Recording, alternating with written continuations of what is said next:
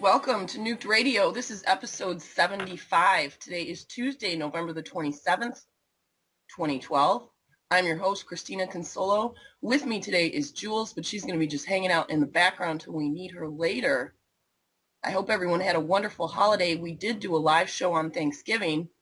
If you missed it, check it out. I dropped a link into chat where we're reading from Bill Cooper's Behold a Pale Horse, Chapter 1, Silent Weapons for Silent Wars. Also, on Sunday, Jeff Wefferson and I sat down and retaped the audio from the second show that we did, which was show 71. If you were listening that day, it was epic. You may remember the show ran about 2 hours, and we lost the audio. So Jeff and I taped it again, concentrating on how electronic waves harm our health and well-being. It's called Brain Fry on YouTube, and it's getting some rave reviews from people who have listened to it so far. Jeff Wefferson will be live with us tonight on Night Watch with Mr. X at 10 p.m. Eastern Standard Time, where we will be discussing the expanding Earth theory. Now, someone whose name you have heard mentioned multiple times on this show by not only Jeff, but by Kevin Blanche, is Rachel Carson. She is an absolutely fascinating and very inspirational person, and I want to read a bio about her and a little bit from her book, Silent Spring. But first, we have some nuclear news to go over. And if we have time today, I also have a phone number to the doctor that's working on the seal testing from Alaska. So we'll see if we can get a hold of him. Also, we have some comments and emails to share to show that we are making a difference. The first news item of today, though, is that Yasser Arafat has been exhumed to see if he was poisoned intentionally with radiation. Now, this story is being run on Fox News today, and I found this from Al Jazeera. What is polonium? Polonium is a rare and highly radioactive element. It is found naturally in the atmosphere and in the Earth's crust, though in minuscule quantities. Marie Curie discovered the element in the late 19th century. It has dozens of isotopes. One of the most common is polonium-210, which emits a highly radioactive alpha particle. This was the isotope found on Yasser Arafat's personal effects, according to an Al Jazeera investigation. Because of its radioactivity, polonium has been used as a trigger for nuclear weapons and as a power source for satellites and other spacecraft. The Russian space program used it to heat rovers that landed on the moon in the 1970s. Now, it has been used as a poison before. At least once, polonium was used to kill Alexander Litvinenko, a one-time Russian spy turned dissident. Litvinenko was in good health until November 1st of 2006, when he suddenly became sick and was hospitalized. He initially suffered from severe diarrhea and vomiting. The hospital diagnosed him with a stomach infection. You may remember pictures of this guy. He was, middle-aged, good-looking guy.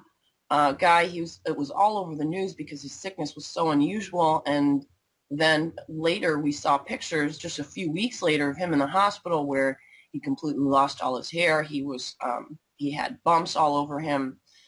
He had kind of like a yellow coloration. In fact, if you Google images of him, you can see the drastic change in his health. His condition continued to worsen, though. Doctors discovered that his white blood cell count had plummeted, making him susceptible to infection. His skin turned yellow, indicating liver dysfunction, and he was tested for the two most likely causes, hepatitis and AIDS, but neither was the case. John Emsley wrote in Molecules of Murder, which includes a chapter on polonium poisoning. Then his hair began to fall out. Doctors eventually decided that he was suffering from radiation poisoning, and further tests identified polonium as the culprit. What they did is put it in his tea when he was having a lunch with someone at a restaurant. Now, Wikipedia also has a chapter on who this guy was. He was a former officer of the Russian Federal Security Service, the FSB, and KGB, who fled from court prosecution in Russia and received political asylum in the United Kingdom. According to his wife and father, he was working for M16 and M15 after receiving the asylum. In the UK, he became a journalist for a separatist site, Chechen Press. He wrote 2 books, Blowing Up Russia, Terror from Within, and Lubyanka Criminal Group, where he accused the Russian Secret Service of staging Russian apartment bombings and other terrorist acts to bring Vladimir Putin to power. On November 1st of 2006, he suddenly fell ill and was hospitalized. He died 3 weeks later, becoming the first confirmed victim of lethal polonium-210-induced acute radiation syndrome. According to doctors, his murder represents an ominous landmark, the beginning of an era of nuclear terrorism. So we'll be hearing more about the testing done on Yasser Arafat's remains. Like I said, it should take several weeks to get those results. Now, there's been some big news on any news. Japan came out with a robot that they were extremely proud of that should be able to work in highly radioactive backgrounds. And as they were demonstrating this robot on stage, it froze up and had to be carried away. There's a 311 documentary coming out from NHK called The Worst Case Scenario Was Unfolding at Fukushima Unit 3. Fox News is reporting that Japan is failing at health checks for Fukushima workers. The TV says things are fine, and they're not. Also, New York Times is reporting areas near the Fukushima plant look like post-apocalyptic wilderness. Generations, not just decades. Look at the Soviet Union. They are still not back. There's also some stories from Japanese mothers. One in particular is 2 kids with thyroid cysts. Says, I could not stop this. I couldn't save my children this time, but I have to stand up and stop it. And the UN is starting to come out against Japan, saying radiation went far beyond Fukushima. Affected people should get their health checked. The government is not protecting residents properly. Chernobyl data is no good because there was an information blackout. And Arnie Gunderson was also interviewed saying on the World Health Organization that he doesn't trust their data, garbage in, garbage out. I suspect hot particles and internal emitters are omitted and radioactive releases are underestimated. And Miss Milky the Clown has done several videos for Chris Busby on the World Health Organization and their ties to the nuclear industry. Now, a little closer to home, the sinkhole. Officials are concerned about radioactive material below the giant sinkhole.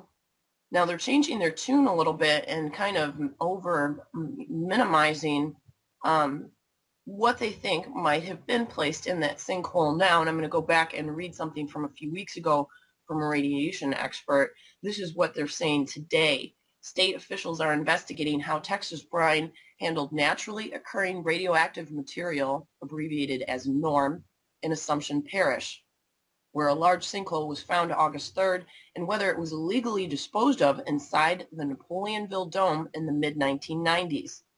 Texas brine officials, in a statement last week, said that they did not put NORM in the caverns. That statement contradicts detailed comments from company officials on August 10th that a small amount of NORM was disposed of in the Napoleonville Dome with Office of Conservation approval, but that it posed no risk to the public. On August 10th, in Ascension Parish, Bruce Martin, vice president of Texas Brine, said a small amount of pipe scale had fallen outside of the failed dome cavern and near a wellhead during workovers. Testing of this pipe scale found the dirt had a radioactivity of 20 to 40 micrograms per hour. talking points distributed that day also said that Norm was in the cavern and posed no risk. Sonny Cranch, spokesman for Texas Brine, said last week that officials misspoke then in their attempt to respond to questions about Norm, and that it was never put in the cavern. However, we went back and found this article from August 28th, Radiation Expert. There are immediate radiation dose concerns from the sinkhole. The government is in denial. They don't know what to do about the radioactive contamination. Stanley Walagora, a New Mexico-based radiation protection consultant and leading authority on the health risks of Norm, confirmed earlier reports that radium levels at the site about 70 miles west of New Orleans are not within limits but roughly 15 times higher than the acceptable level set by the state. He said officials with the Louisiana Department of Environmental Quality need to launch immediate additional testing to ensure that the hazardous radium is not leaking into nearby groundwater and posing a threat to human health as well as livestock. He goes on to say, I sought an analysis of the recent DEQ test results, who since as a stint as a nuclear weapons officer in the U.S. military has been teaching, consulting, and testifying as an expert witness in radiation litigation for more than 45 years. He expressed concern that the state reporting its findings of radium-226 and radium-228 as below acceptable levels, when in fact the results were 15 times higher than the state's own standard for soil contamination. He added these findings. There are immediate radiation dose concerns. The release could reach the usable aquifer and contaminate drinking water along with livestock and irrigated crops. Airborne particulate might become entrained and cause contamination to be inhaled by the public. And radon gas emanating from the radium could be inhaled by members of the public as well. I'll drop that link into chat for you guys. Please share it around. There was a huge explosion in Massachusetts a few days ago. The building just vanished. Higher than normal gas levels are still under streets in the area, and more leaks were concerned. Nobody was injured in this blast. They were able to evacuate the building prior to the explosion. 18 people were injured early Friday evening when a gas-fueled explosion ripped through a strip club in the western Massachusetts city of Springfield, the city mayor said. Those in the club and nearby buildings had evacuated by the time the blast occurred at 5:25 p.m. And this is appearing all over the news this weekend. If you missed it, 3,300 gas leaks are found in Boston.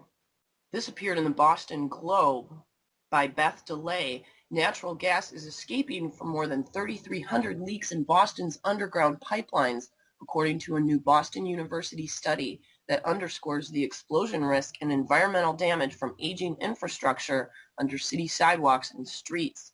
Now, if you remember, we've talked about a number of sinkholes also occurring in this area over the last few months. The vast majority of the leaks are tiny, although 6 locations had gas levels higher than the threshold at which explosions could occur. I'm going to read that again. The vast majority of the leaks are tiny, although 6 locations had gas levels higher than the threshold at which explosions could occur.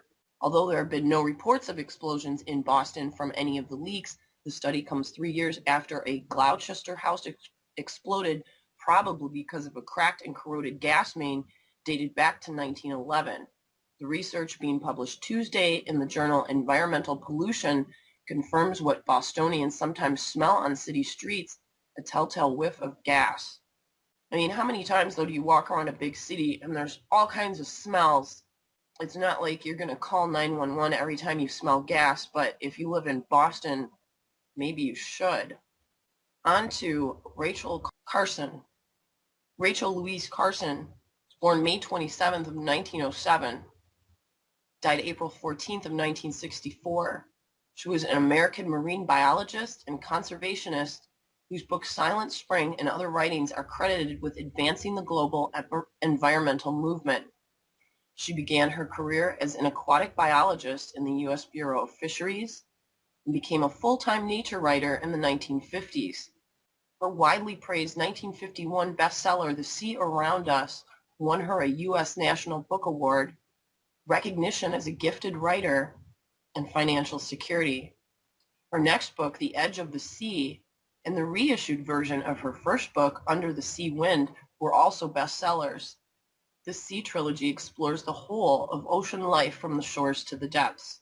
Late in the 1950s, Carson turned her attention to conservation, especially environmental problems she believed were caused by synthetic pesticides. The result was Silent Spring, which came out in 1962, which brought environmental concerns to an unprecedented share of the American people. Although Silent Spring was met with fierce opposition by chemical companies, it spurred a reversal in the national pesticide policy, which led to a nationwide ban on DDT and other pesticides, and it inspired a grassroots environmental movement that led to the creation of the U.S. Environmental Protection Agency. Starting in the mid-1940s, Carson had become concerned about the use of synthetic pesticides, many of which had been developed through the military funding of science since World War II. It was the USDA's 1957 fire ant eradication program that prompted Carson to devote her research and her next book to pesticides and environmental poisons. The fire ant program involved aerial spraying of DDT and other pesticides mixed with fuel oil, including the spraying of private land. Landowners in Long Island filed a suit to have the spraying stop, and many in affected regions followed the case closely. Although the suit was lost, the Supreme Court granted petitioners the right to gain injunctions against potential environmental damage in the future. This laid the basis for the later successful environmental actions. The Washington, D.C. chapter of the Audubon Society also actively opposed such spraying programs and recruited Carson to help make public the government's exact spraying practices and the related research. Carson began the 4-year project of what would become Silent Spring by gathering examples of environmental damage attributed to DDT. She also attempted to enlist others to join the cause, essayist E.B. White and a number of journalists and scientists. By 1958, Carson had arranged a book deal with plans to co-write with Newsweek science journalist Edwin Diamond. However, when the New Yorker commissioned a long and well-paid article on the topic from Carson, she began considering writing more than simply the introduction and conclusion as planned. Soon, it was a solo project. Diamond would later write one of the harshest critiques of Silent Spring. As her research progressed, Carson found a sizable community of scientists who were documenting the physiological and environmental effects of pesticides. She also took advantage of her personal connections with many government scientists who supplied her with confidential information. From reading the scientific literature and interviewing scientists, Carson found 2 scientific camps when it came to pesticides: those who dismissed the possible danger of spraying, barring conclusive proof, and those who were open to the possibility of harm and willing to consider alternative methods, such as biological pest control. By 1959, the USDA's Agricultural Research Service responded to the criticism by Carson and others with a public service film, Fire Ants on Trial. Carson characterized it as a flagrant propaganda that ignored the dangers that spraying pesticides posed to humans and wildlife. That spring, she wrote a letter published in the Washington Post that attributed the recent decline in bird populations, in her words, the silencing of birds, to pesticide overuse. That was also the year of the Great Cranberry Scandal, the 1957, 58, and 59 crops of U.S. cranberries that were found to contain high levels of the herbicide aminotrizol, which caused cancer in laboratory rats, and the sale of all cranberry products were halted. Carson attended the ensuing FDA hearings on revising pesticide regulations, but she came away discouraged by the aggressive tactics of the chemical industry representatives, which included expert testimony that was firmly contradicted by the bulk of the scientific literature that she had been studying. She also wondered about the possible financial inducements behind certain pesticide programs. Research at the Library of Medicine of the National Institutes of Health brought Carson into contact with medical researchers investigating the gamut of cancer-causing chemicals. Of particular significance was the work of the National Cancer Institute researcher and founding director of the Environmental Cancer Section, Wilhelm Hooper, who classified many pesticides as carcinogens. Carson and her research assistant, Jean Davis, with the help of NIH librarian Dorothy Allgaier, found evidence to support the pesticide-cancer connection. To Carson, the evidence for the toxicity of a wide array of synthetic pesticides was clear-cut. though such conclusions were very controversial beyond the small community of scientists studying pesticide carcinogenesis. There's just so many parallels that can be drawn to what we're going through now with Fukushima and the contamination and the mutation of plants and the effects that it could have on our health. And this woman went through all of this, but in a different aspect, although she does touch on radiation research too. By 1960, Carson had more than enough research material and the writing was progressing rapidly. In addition to the literature search, she had investigated hundreds of individual incidents of pesticide exposure and the human sickness and ecological damage that resulted. However, in January, a duodenal cancer followed by several infections kept her bedridden for weeks, greatly delaying the completion of Silent Spring. As she was nearing full recovery in March, just as she was completing drafts of the 2 cancer chapters of her book, she discovered cysts in her left breast, one of which necessitated a mastectomy. Though her doctor described the procedure as precautionary and recommended no further treatment, by December, Carson discovered that the tumor was in fact malignant and that the cancer had metastasized. Her research was also delayed by revision work for a new edition of The Sea Around Us and by a collaborative photo essay with Eric Hartman. Most of the research and writing was done by the fall of 1960, except for the discussion of recent research on biological controls and investigations of a handful of new pesticides. However, further health troubles slowed the final revisions in 1961 and early 1962. It was difficult finding a title for the book, Silent Spring. It was initially suggested as a title for the chapter on birds. By August of 1961, Carson finally agreed to the suggestion of her literary agent, Marie Rodell. Silent Spring would be a metaphorical title for the entire book, suggesting a bleak future for the whole natural world, rather than a literal chapter title about the absence of birdsong. With Carson's approval, editor Paul Brooks arranged for illustrations by Louis and Louise Darling, who also designed the cover. The final writing was the first chapter of Fable for Tomorrow, which was intended to provide a gentler introduction to what might otherwise be a forbiddenly serious topic. By mid-1962, Brooks and Carson had largely finished the editing and were laying the groundwork for promoting the book by sending the manuscript out to select individuals for final suggestions. And we're going to read an excerpt from Silent Spring, if my computer will unfreeze, which it won't. Jules, have you ever read this book? I know Jeff strongly encourages people to. No, I haven't. The living cell assaulted by radiation suffers a variety of injuries. Its ability to divide normally may be destroyed. It may suffer changes in chromosomal structure, or the genes, carriers of hereditary material, may undergo those sudden changes known as mutations, which cause them to produce new characteristics in succeeding generations. If especially susceptible, the cell may be killed outright, or finally, after the passage of time measured in years, it may become malignant. All these consequences of radiation have been duplicated in laboratory studies by a large group of chemicals known as radiomimetic or mutation imitating.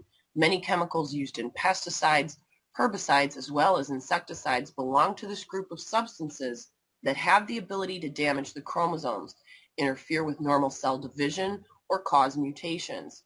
These injuries of the genetic material are of a kind that may lead to disease in the individual exposed, or they may make their effect felt in future generations. Only a few decades ago, no one knew these effects of either radiation or chemicals. In those days, the atom had not been split, and few of the chemicals that were to duplicate radiation has not yet been conceived in the test tubes of chemists. Then, in 1927, a professor of zoology in a Texas university, Dr. H.J. Mueller, found that by exposing an organism to X radiation, he could produce mutations in succeeding generations. With his discovery, a vast new field of scientific and medical knowledge was opened up.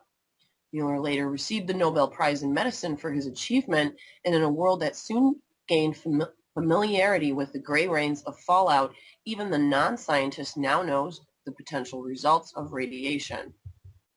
Promotion and reception. Carson and the others involved with publication of Silent Spring expected fierce criticism. They were particularly concerned about the possibility of being sued for libel. Carson was also undergoing radiation therapy to combat her spreading cancer and expected to have little energy to devote to defending her work and responding to critics. In preparation for the anticipated attacks, Carson and her agent attempted to amass as many prominent supporters as possible before the book's release. Most of the scientific chapters were reviewed by scientists with relevant expertise, among whom Carson found strong support. Carson attended the White House Conference on Conservation in May of 1962. William O. Douglas, a longtime environmental advocate who had argued against the court's rejection of the Long Island pesticide spraying case and who had provided Carson with some of the material in her book, also supported her. Though Silent Spring had generated a fairly high level of interest based on pre-publication promotion, this became much more intense with the serialization in the New Yorker, which began in June 16, 1962 issue of the magazine. This brought the book to the attention of the chemical industry and its lobbyists, as well as a wide swath of the American populace. Around that time, Carson also learned that Silent Spring had been selected as a Book of the Month for October. As she put it, this would carry it to farms and hamlets all over the country that didn't know what a bookstore looks like, much less the New Yorker. Other publicity included a positive editorial in the New York Times and excerpts of the serialized version in Audubon magazine, with another round of publicity in July and August as chemical companies responded. The story of the birth defect causing thalidomide broke just before the book's publication as well, inviting comparisons between Carson and Frances Oldham Kelsey, the Food and Drug Administration reviewer who had blocked the drug's sale in the United States. The Book of the Month Club edition of Silent Spring included an endorsement by William O. Douglas, had a first-run print of 150,000 copies, 2.5 times the combined size of the two conventional printings of the initial release. In the weeks leading up to the September 27th publication, there was strong opposition to Silent Spring from DuPont, of course. Velsicol Chemical Company were among the first to respond. DuPont compiled an extensive report on the book's press coverage and estimated impact on public opinion. Velsicol threatened legal action against the publisher of the book, as well as the New Yorker and Audubon magazine, unless the planned Silent Spring features were canceled. Chemical industry representatives and lobbyists also lodged a range of non-specific complaints, some anonymously. Chemical companies and associated organizations produced a number of their own brochures and articles promoting and defending pesticide use. However, Carson and the publisher's lawyers were confident in the vetting process Silent Spring had undergone. The magazine and book publications proceeded as planned, as did the large Book of the Month printing. Many critics repeatedly asserted that she was calling for the elimination of all pesticides, yet Carson had made it clear she was not advocating the banning or complete withdrawal of helpful pesticides, but was instead encouraging responsible and careful managed use with an awareness of the chemical's impact on the entire ecosystem. In fact, she concludes her section on DDT in Silent Spring not by urging a total ban, but with advice for spraying as little as possible to limit the development of resistance. In one of her last public appearances, Carson had testified before President Kennedy's Science Advisory Committee. The committee issued its report on May 15th of 1963, largely backing Carson's scientific claims. Following the report's release, she also testified before a Senate subcommittee to make policy recommendations. Though Carson received hundreds of other speaking invitations, she was unable to accept the great majority of them. Her health was steadily declining as her cancer outpaced the radiation therapy, with only brief periods of remission. She spoke as much as she was physically able, however, including a notable appearance on the Today Show and speeches at several dinners held in her honor. In late 1963, she received a flurry of awards and honors, including the Audubon Medal from the National Audubon Society, the Cullum Medal from the Natural Geographical Society, and an introduction into the American Academy of Arts and Letters.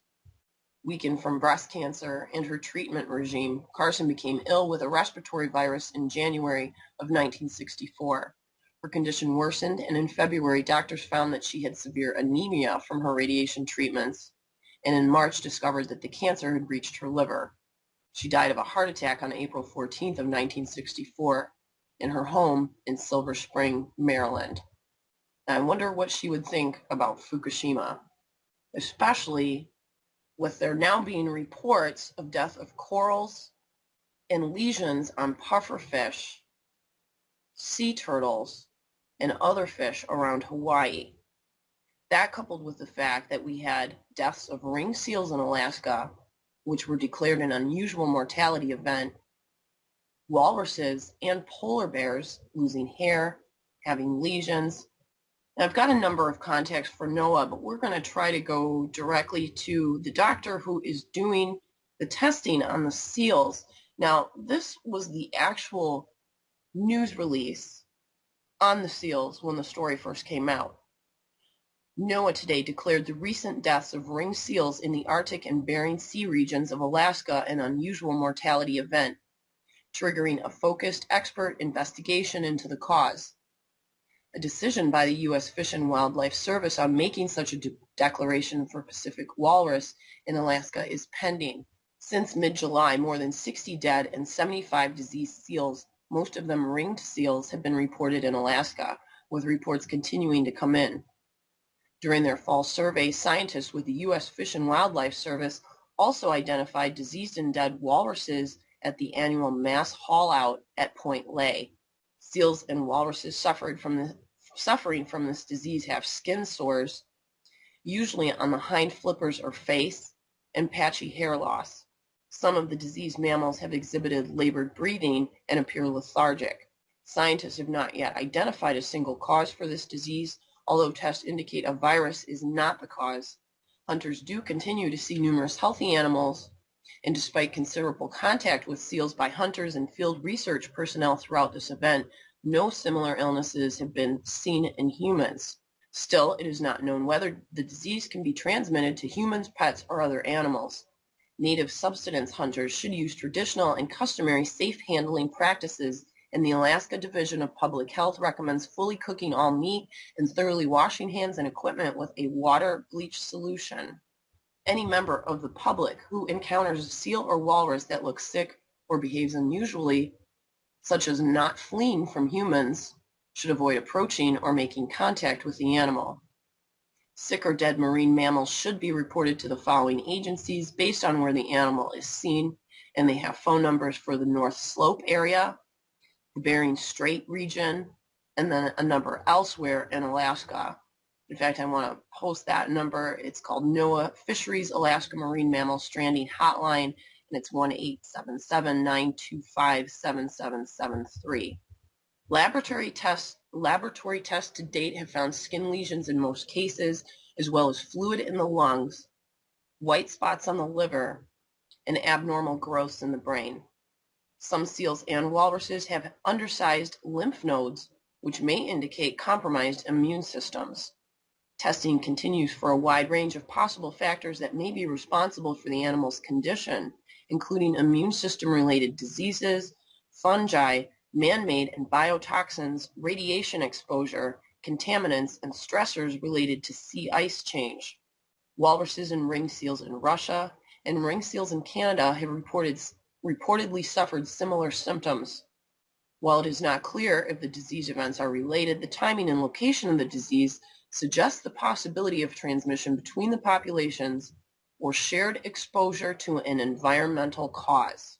Since early November, federal agencies and partners have been consulting with the Working Group on Marine Mammal Unusual Mortality Events, a group of experts from scientific and academic institutions, conservation organizations, and state and federal agencies to consider if the seal and walrus deaths meet the criteria for unusual mortality events. Late last week, the working group recommended NOAA and the Fish and Wildlife Service to declare this unusual mortality event. The rigorous collaborative investigation into these deaths has and will continue to involve the North Slope boroughs, numerous organizations, local communities, tribal entities, and members of the Alaska Marine Mammal Stranding Network, including the Alaska Sea Life Center, Alaska Sea Grant Marine Advisory Program, and Alaska Department of Fish and Game. These investigations may require months or even years of data collection and analysis. NOAA's Alaska Regional Fisheries website has more in-depth information about this disease outbreak in ring seals and walruses. NOAA will make any new information available to the public on this website and will work with local native organizations, including the Ice Seal Committee and Eskimo Walrus Commission, to ensure that information is distributed to affected communities. Any findings of public health significance will be immediately released. NOAA's mission is to understand and predict changes in the Earth's environment from the depths of the ocean to the surface of the sun, and to conserve and manage our coastal and marine resources. Join us on Facebook, Twitter, and other social media channels. So one of the first things that they did was to do a preliminary assessment of radionuclide exposure. This was the summary of those findings. Scientists have conducted preliminary qualitative screening of a few tissue samples from both healthy and sick pinnipeds, which is the name for ice seals and walruses, involved in this UME for possible radionuclide exposure. No radiation levels were found in these samples that would directly cause the symptoms seen in the pinnipeds.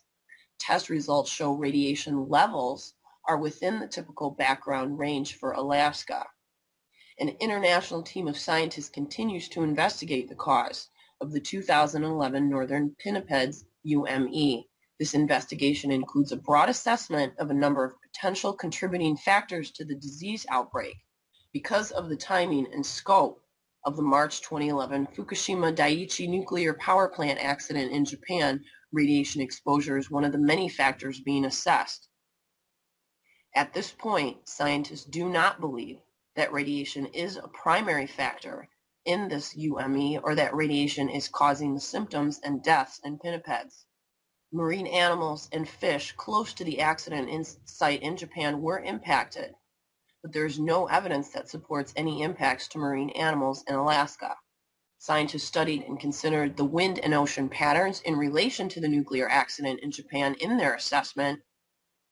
The UME investigation team is committed to continuing testing of samples from both sick and healthy pinnipeds to document current levels of radionuclides in these species.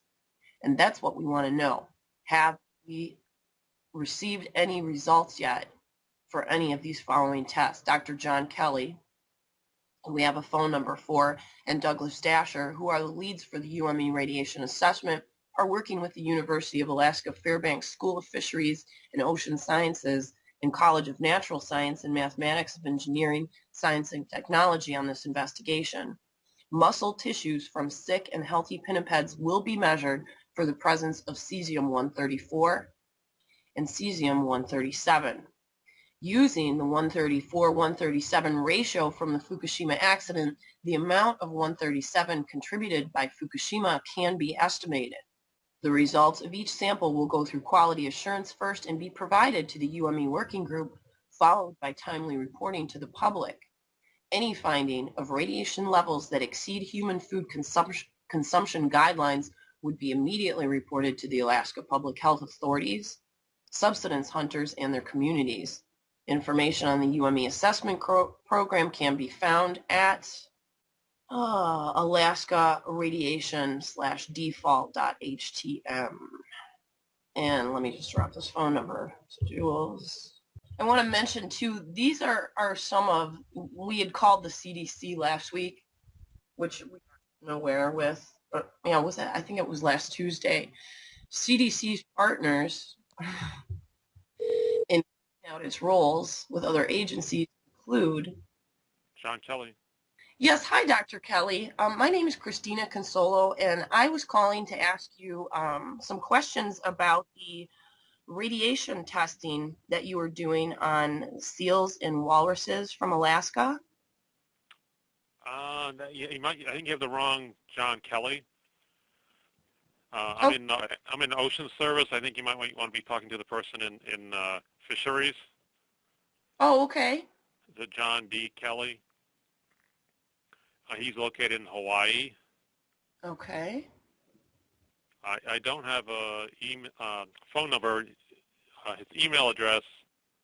Maybe you could contact him and get a phone number to talk to him. Yeah, you were the only John Kelly that I was able to find. Do you have his email? Yeah, it'd be John dot D as in dog, dot Kelly, Kelly, Uh-huh. at NOAA.gov. Okay. And he might know what you're referring to. I'm not sure. Well, if you're with the Ocean Service for Fisheries, you don't know if any of that radiation testing has been completed at this time, do you? I haven't seen anything about it on the website. I'm not a clue. I've never heard of it, and so I'm a meteorologist, so no idea if it's out or not. I just never heard of it. So, but yeah, I would recommend talking to Mr. Kelly at Fisheries in Hawaii office. Okay. Did you have any research that you might have done with the fallout coming from Fukushima hitting Alaska or BC or Pacific Northwest? No, I'm not involved with that at all. Is there somebody else that I can contact about that? I don't really know of anybody offhand who has been involved with it. Maybe Mr. Kelly in Hawaii might know. Okay. Okay, good luck. Bye-bye. Thank you. Well, that was helpful. Hey, Jules, are we disconnected from that? Yeah, I just removed it. Wow. He wanted to get off the phone. Nope, don't know anything about that. Nope, maybe that guy will know. He works for Ocean Service of Fisheries. Yeah, nope. No clue Nope. what we're talking about. Nope. Sorry, I don't mean to laugh, but yeah, it's pretty apparent to me that nobody wants to give you any information. This is some of the CDC's partners in the role in protecting people's health: state and local health departments, the Department of Homeland Security, the Department of Defense, the Department of Energy, the Department of Transportation, HHS, which these administrations fall under that umbrella, Food and Drug Administration, Agency for Toxic Substances and Disease Registry, Office of Emergency Response, Health Resource and Services Administration, Substance Abuse and Mental Health Services. And then we have the EPA, the FBI, FEMA, the NRC, and the Department of Agriculture. And all of those bureaus work together in protecting our health. Just thought you might want to know that. Let me see if I can get a number for this other John Kelly, although I have a feeling that we're probably going to have to do this Thursday because it was hard enough to track down this guy's number. Kelly is spelled different, though. All right. Nothing's coming up in the search, so we will try to get this gentleman's number and call him on Thursday. I wanted to share a couple of emails that I got recently and some comments from a forum post I made just to show people are paying attention. We are making a difference. And even if you just reach one person, and Mr. X from Night Watch and I were having a discussion about this the other day, how sometimes it's a little discouraging that we see that maybe, only a couple hundred people might have listened to one of our shows when it gets uploaded to YouTube, and some of the factors that make some of this stuff go viral or not. But the point that he brought up that I thought was really wonderful is even if you just reach one person, you're throwing a wrench into that person's belief system, and what that person has been taught their whole life is a lie. And if you just wake them up to that fact, no matter what aspect it's in, if it's about earth changes, or if it's about the nuke stuff, or if it's about the banking system, or our public health agencies not doing their job, I mean, all these little things can lead to something bigger for people as far as understanding what's really going on and how we learn to live and become advocates for our own health. Hello, Christina. I'm a big fan of Nuked Radio with Radchick, and for better or worse, your intro theme or song is stuck in my head. I can't tell how many emails I get about that. I just purchased a sweatshirt from the Fukushima Fallout store. I hope my small contribution helps. I plan to purchase a radiation detector in the very near future for my own use. I live in Northern California and buy most of my produce at the local farmers market. I'd like to be sure that what I'm buying is safe to eat. Do you have any radiation detectors that you recommend or sell? Thank you so much for all of you that you are doing. Take care, HP. And I wrote back, hi, HP. Guess what most of my family will be getting for Christmas? Hope you like the sweatshirt. We are accumulating funds to hopefully give away at least one Geiger counter for the holidays, and our Amazon link donates funds for this as well. I have a Soaks, which was cheap, $175, but for about $100 more, it has a probe that tests food called an eco tester, which I would highly recommend. Eating in Northern Cali, I would be sure that you are soaking your veggies in baking soda and water, using only reverse osmosis water and avoiding all rainfall.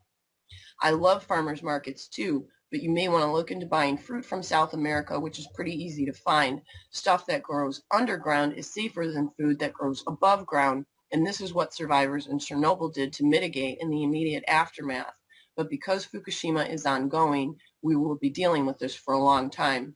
Leafy above ground stuff is sketchy, spinach and lettuce, etc. The Cali-grown lettuce that I bought here a few months ago had particles on the leaves.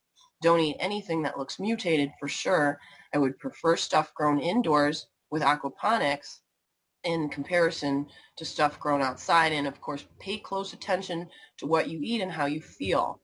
If you feel crappy, step up your mitigation efforts. I would look into supplements as well, like high-dose vitamin C and a really good multivitamin at the least. In hindsight, I wish I got the eco tester or a sturdier model of Geiger. The best people to ask would be the ones on the Facebook page Radiation Watch. If money is no object, I would spring for the inspector, which is going to be about $700.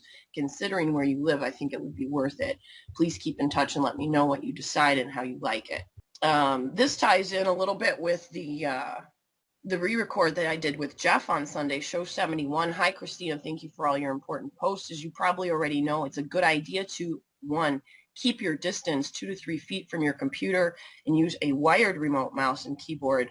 Avoid wireless devices and Wi-Fi as much as possible. Noticeable difference for me from that alone. May you get well soon. Namaste from S. Zickerman. And boy, Jeff has really had some great information about that in that last show. It's 2 hours, but it's really worth it. Let's see here. I had a request too. If I had any more information, this was from someone who moved in 1972 from an area that she found out the U.S. military had been doing secret experiments spraying radiation on low-income housing, and this appeared in informationliberation.com. However, I have not heard anything besides the news conference that this sociologist did about what had happened in St. Louis and I guess in Texas too. And if anybody has any recent information, I don't see that this is being carried by any news sources. And I'd also posted on GLP about this this coral situation in Hawaii. And I called it fish fry from Fuku, rapidly spreading disease in Hawaii coral. New strain of cyanobacteria is blamed. Fish with lesions, turtles having problems, big concern whether infections to humans. It's truly an unusual event, as reported by the USGS, that found this outbreak. Dr. Thierry Work said the disease is rapidly spreading. A report that was released Wednesday said microscopic changes in tissues suggest that the coral are under some type of stress. So I posted this article, and this was just some of the comments that I received from other people that read it. I am a hairstylist in Southern California. Just in the last month, I have noticed I've had hair loss, and I mentioned this to a coworker, and she said she and her mom have noticed significant hair loss too. So now we're starting to hear, or are now paying close attention to many of our women customers saying the same thing. My thought is Fukushima, but I get laughed at for this, so I'm just keeping that part to myself. But I am serious that this seems to be showing up in us. If you live on the West Coast, do any of you feel your hair has thinned recently? My thinking is that it has taken this long to get into us and show subtle effects And if true, it can only get worse with time. Someone from Oregon posted, I'm in Oregon and my hair has been freaking me out. I've lost so much in the last few months. Another poster from the Pacific Northwest. This post just connected 4 separate incidences going on here. 2 different neighborhoods have dogs that started losing their hair in the last year. A coworker has been complaining also of hair loss, and a cousin is experiencing what they suspect is thyroid problems.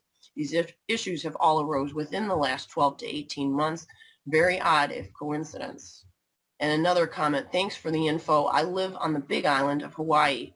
My daughter was snorkeling on the Kona side last week, and she was very upset over all the dead coral. She says the whole reef is just about dead, and that last year it was fine. My son reported that lots of Japanese trash is washing up on the eastern shores as of a month or so ago. And guess what? I've just developed thyroid problems.